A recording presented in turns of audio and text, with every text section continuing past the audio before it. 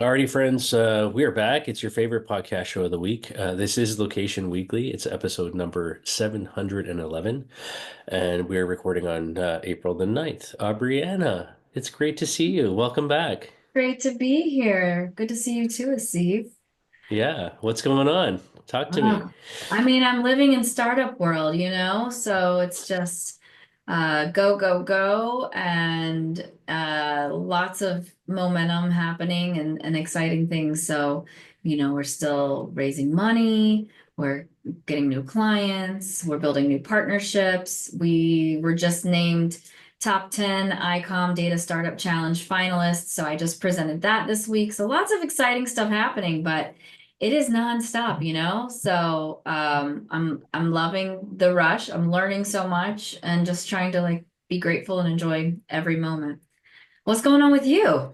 Yeah, just got back from Germany. We had our LBMA Retail Loco event over there. It was awesome. We had a partnership this year with the an association that represents municipal governments and smart cities and all of that. So a lot of new energy and topics that were covered. So really great turnout and support. So that was awesome. And yeah, just back at it, grinding. Both startup world and LBMA stuff. So lots happening. But it's always good to see you. So yeah. And I think on that front though, before we jump into the stories, like for those who don't know, Brianna's full on in startup world now. Like, what's the company called? Give us the elevator pitch. What do you guys do? Who are you looking for?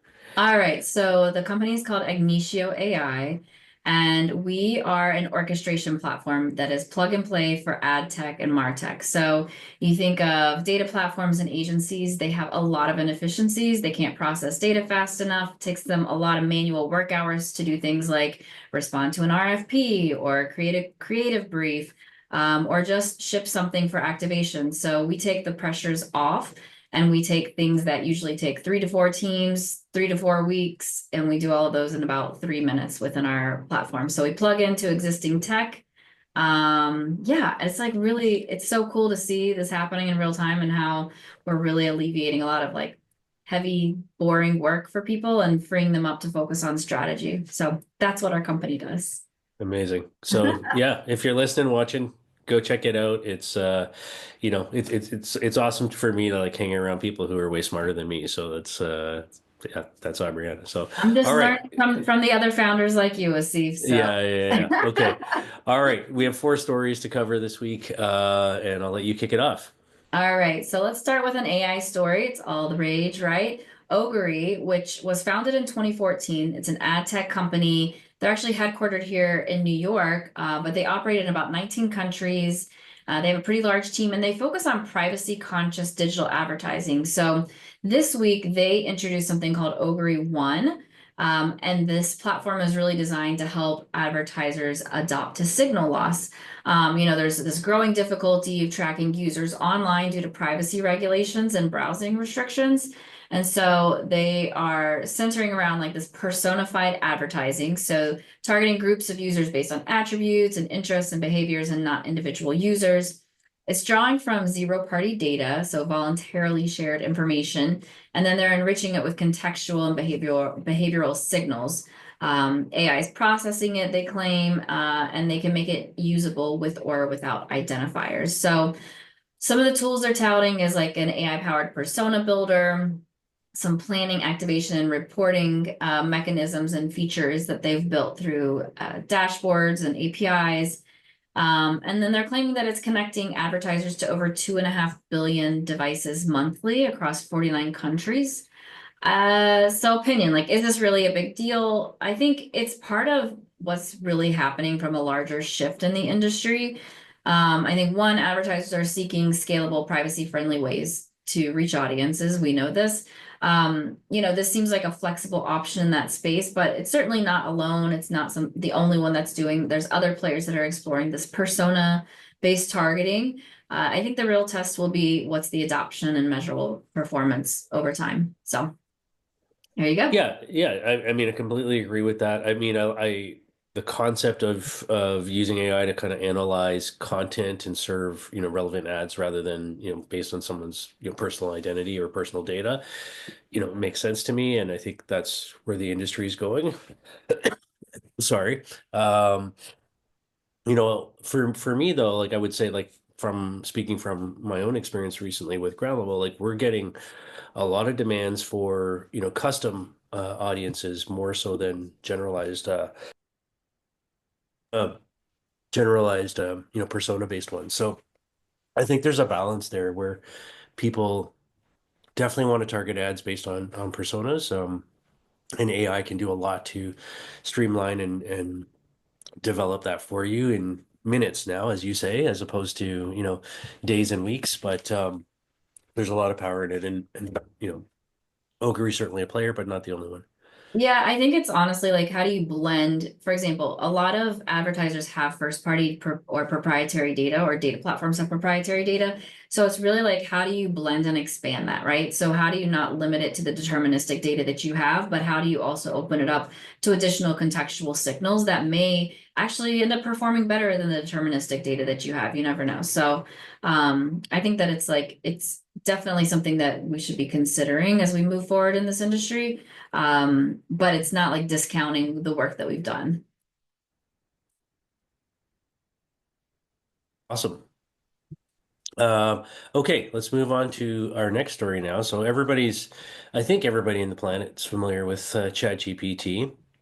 Certainly, AI is everywhere now, and they're from a branding perspective, one of the sort of go-tos that we all talk about. But one thing that they announced recently is some new mapping features. So they're using AI to display interactive maps with POIs during location-related conversations.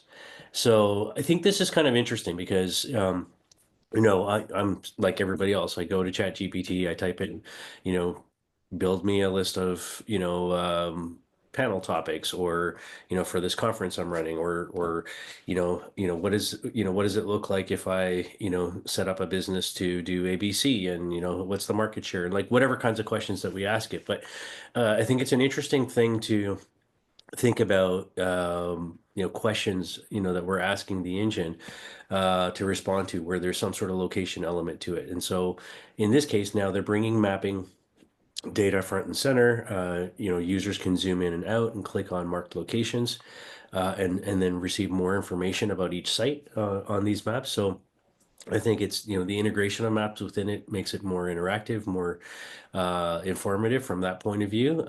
Maybe increasing sort of stickiness or user satisfaction, with the results that you're seeing, ChatGPT return. Um, maybe there's some applications here too around travel planning. So I do know people are increasingly, using from articles I've read lately, tools like ChatGPT to plan trips that they're going on. And so obviously when you're doing trip planning, location and mapping and that type of data is extremely relevant to that. So, having the engine come back and with visual representations of suggested sites or things that you might want to see when you're on a trip, I think is good. And then, I think there's lots of other competitor platforms that are emerging. And so, like we see all the time in the battles with TikTok and Snapchat and so on, and one releases a feature and the other one, tries to copy and catch up. I would say at the moment, this is something that I haven't seen yet in Grok or any of the other similar type platforms. But so for maybe a couple minutes or a couple days, they've got a bit of a competitive advantage here with these mapping capabilities, but it won't last for long. Any thoughts from you? Yeah, I mean, I would say I'm one of those people that are looking to ChatGPT to say like, hey, help me plan this trip. So the ICOM finalists, we all are going to this the Unconference conference, which is in Menorca, Spain this year. And I'm obviously super excited about going to Menorca, Spain. I mean, what a terrible place to have to go, right? Right. But it turns out apparently my like great grandparents came from Menorca, Spain. So I'm like very excited to go and explore this. So I'm taking my mom along. So I'm Nice. going like engaging already with this feature and being like, hey, show us where to go, where to stay, what do I need to do? How can I look up family records, beyond like the birth certificates and things that we have. So I think it's like going to be really cool, but I love that this feature is in there. I think there leaves a lot to be desired to date. There's a lot of like improvement it can have. And certainly I think that's a huge opportunity for people or companies, I should say, organizations in the travel business is like building on top of this LLM and incorporating it into their site, like Expedia or, name something, right? Like American Express travel, like whatever it might be. Like, I Yeah. think there's so much that can be built off of this. So I like this feature. I think being able to interact a little bit more on the planning aspect is super useful. So things. Yeah, I think there's a personalization piece to this, right? Like one of the things that was presented at the conference in Germany last week was, this idea of sort of chat GPT like platforms, but with personalized, avatars and, kind of chatbot like functionality, right? Where, and in particular, how cities could use that was, the topic where, historically you go to a city website and you're like looking for information on, how do I get a new garbage bin or how do I, where are dog parks or, whatever, right? And you have to like sort through all this information on a website and or look at FAQs and now all that could just be like thrown out and you could just have an engine like this where you can just ask the question and it starts coming with answers and it's they can brand it and have a mascot or something that's there responding on behalf of the city or the corporate entity and what have you. So I think there's so much power in this. For sure. Okay. Okay, let's go to the next story. Yet another AI story. PromoRebpublic. They are based in Palo Alto now. Started in 2014, and it's a marketing tech company. They're serving franchises and multi-location brands, and they've just launched an upgrade to their review suite, which is this AI-powered reply assistant. And the point of it is to streamline how businesses manage and respond to their online reviews. So why does this matter? Well, think about like you go to Google and you're searching for something local and it's impacting your decision of whether you want to visit that business or not. I do this all the time. And studies are showing that responding 75% of reviews can boost conversions over 12%, and a better star rating can nearly double growth. So, important things to consider. So, the AI assistant is automatically replying to these reviews based on customizable rules that the business can set. It's personalizing the responses, making sure that it's adhering to the brand voice, the location, the star rating, all of those components. And then it's consolidating feedback while it's keeping those human-like responses. So they're trying to really help brands, right? Like, how do they scale these responses across so many locations? How do they get insights from these responses? How do they sound authentic? Keeping that local feel and managing those reviews centrally. They work with some interesting brands, Expedia Cruises, doTERRA, which I'm a big user of, love doTERRA. And then they're operating across US, Europe, and Australia. So they have a broader platform that includes other things like social media tools and listing management and asset libraries, all those things. But the focus of this announcement specifically was this AI-driven review tool. Is it a game changer? No, but I think that it really helps them focus on the problem that they're solving, which is franchise complexity, right? The local nuance is like really a pain for people when you're trying to keep a consistent brand across hundreds of locations, perhaps. So I think that the execution and adoption again is going to determine the real impact, but I think this is helpful. I do notice, and I think that there's room for improvement whenever there are bots that are responding to reviews. Like I can spot that from a mile away. It's very easy to kind of like just pull out. So I'm curious how this offsets that. Is it better? Is it actually human-like? Can you tell that there's a difference, or is it like very much the same? So yeah, I mean, I think this is like a huge help. Again, good tool. I feel like it's just going to get better over time.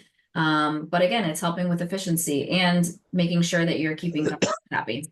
Both important. Yeah, sorry, I'm fighting a cold.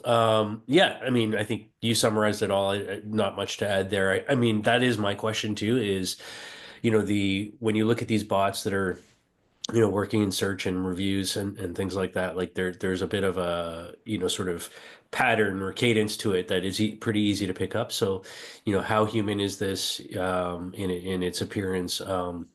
And I was at another conference just this week on Monday here in Toronto, a tourism and restaurant industry conference, and on the hotel side of things, looking at tourism, they were talking about sort of, the taxes, that different cities now apply automatically to, when you book a hotel room, like there's a city tax.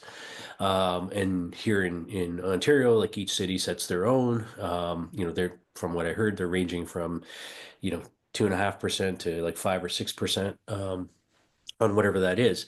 But one thing that was kind of interesting is, and a little bit different than everybody else, is in Niagara Falls, the city of Niagara Falls. What they've done is they've tied the taxing now to the star ratings of the hotels. So the higher the stars, the more tax you pay, which is really, really fascinating, right? And so, like, how do you, like, obviously, there's going to be ways to game that system, but I think it's interesting to see, like, how reviews and how, ratings and things like that are going to play into potentially, sort of where the cost of things go, where, how it impacts policy decisions and other things as well. You're muted, I think, Brandon. I was saying, yeah, that's a hot topic these days. We'll see how all that pans out. Not a topic we're going to cover on the show.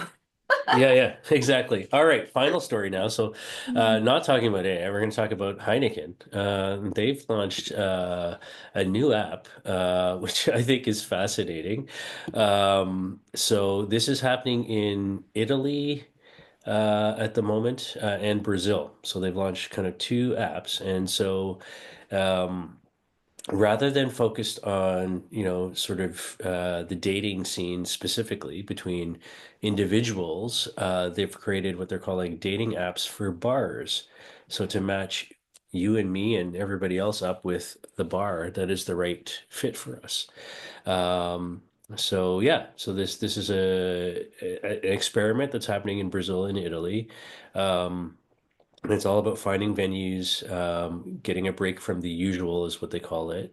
And not just connecting with other people, but you're swiping right or left to date the bar that you think is a good fit for you. And obviously, these are bars that carry Heineken product. And I think it's an interesting concept. They say that the new research reveals that 67% of young adults, Gen Z and millennials worldwide, admit they tend to play it safe and go back to the same bar time and time again when socializing with friends.